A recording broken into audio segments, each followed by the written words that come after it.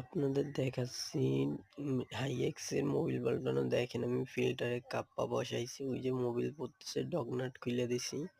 এখন আমি ফিল্টার খুলবো। এই দেখেন আস্তে আস্তে ফিল্টার খুলতেছি, দেখতে থাকেন ফিল্টার কোন জায়গা থাকে হাইএক্স এর, এটা দেখেন। আর এইটা হলো ফিল্টার থাকে। মোবিলটা অনেক গরমের জন্য ফিল্টার খোলা যাচ্ছে না হাত দিয়ে, মানে হাত দিয়ে ওখানে ধরবো যে ফিল্টার খোলা যাচ্ছে না।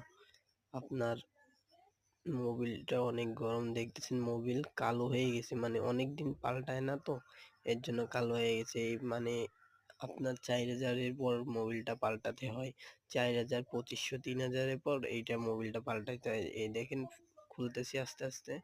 এখন ওই দেখেন আমাদের মানে কাপ্পাটা খুলতেছি, কাপ্পাটা খুলছি, এখন হাত দিয়ে খুলছি গেছি, ওই সময় আপনার অনেক গরম, মোবিলটা ধরতে পারি নাই।